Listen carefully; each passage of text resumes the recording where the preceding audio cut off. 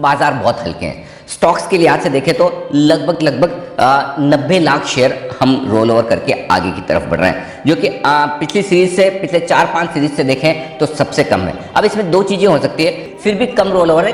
कम roll over के दो कारण हैं। पहला कारण तो ये कि बाजार का मूड सबड्यूड है और लोगों का कॉन्फिडेंस थोड़ा सा कम है, इसलिए कम रोल ओवर है। दूसरा हो सकता है मार्च के महीने में आमतौर पर रोल ओवर कम रहते हैं, लोग अपनी पोजीशन मार्च के अंत में कम रखना चाहते हैं। दोनों कारण मिलाकर कम रोल ओवर हुआ है। लेकिन जो भी हो, बाजार हल्के हैं इस लिहाज से। पिछली 5 सीरीज 6 सीरीज के डेटा के लिहाज से अगर सबसे कम रोल ओवर पर आप अगली सीरीज में जा रहे हैं तो हल्के बाजार के साथ जा रहे हैं, तो ये एक अच्छा संकेत है। लेकिन जहां तक निफ्टी और बैंक निफ्टी के रोल ओवर का सवाल है, यहां पर रोल ओवर बड़े दमदार हुए हैं। ये दोनों कॉन्ट्रास्ट है। आप देखिए, स्टॉक्स में रोल ओवर कम है, इंडेक्स में रोल ओवर ज्यादा है। कैसे? In terms of percentage. Index में 3 महीनों का एवरेज निफ्टी में रोल ओवर का है 78% और यहां पर हुए हैं 82% अप्रैल की सीरीज में। ठीक है, निफ्टी बैंक में 77% के रोल ओवर एवरेज है पिछले 3 सीरीज के और इस बार हुए 88%।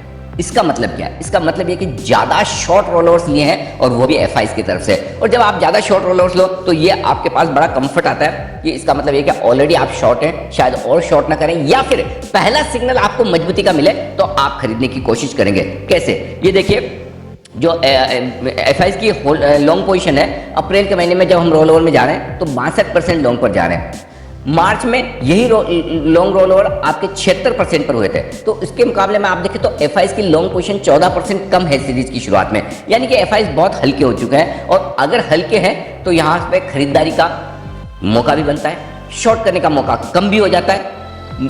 तो कम से कम आप ये कंफर्ट ले सकते हैं जो डेटा में नजर आ रहा है। तो कम रोल ओवर होना स्टॉक्स में, लॉन्ग साइड पर इंडेक्स में रोल ओवर कम होना, पोजीशन कम रहना, और जो रोल ओवर्स है वो शॉर्ट साइड पर ज्यादा है। ये सारे फैक्टर्स हैं जो बाजार में एक शॉर्ट कवरिंग को ट्रिगर कर सकते हैं। और अप्रैल की सीरीज आमतौर पर बाजार के लिए अच्छी रहती है।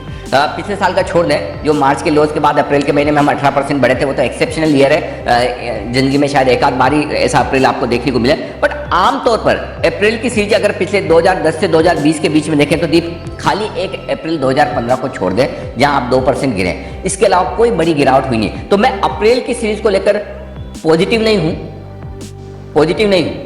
बुलिश हूं। शब्दों पे गौर करिएगा, पॉजिटिव नहीं, मैं बुलिश हूं अप्रैल की सीरीज में। तो मार्च की सीरीज में जो कुछ आपको कार्य दिखा, हो सकता है थोड़ा बहुत आपको अप्रैल के पहले हफ्ते में, दूसरे हफ्ते तक देखने को मिले, फर्स्ट हाफ तक। उसके बाद अप्रैल की सीरीज पिकअप करेगी और अप्रैल की सीरीज में आप अच्छा प्रदर्शन देखेंगे। 2 से 4% तक की मजबूती अप्रैल की सीरीज में आपको निफ्टी में दिखे तो ये रीजनेबल है, इतना बनता है 2 से 4% की। तो अब 2% से 4% यानी कि 300 से 600 पॉइंट आप मान लीजिए, कम से कम इतना तो निफ्टी में अप्रैल की सीरीज में ऊपर की तरफ मूव बनना चाहिए।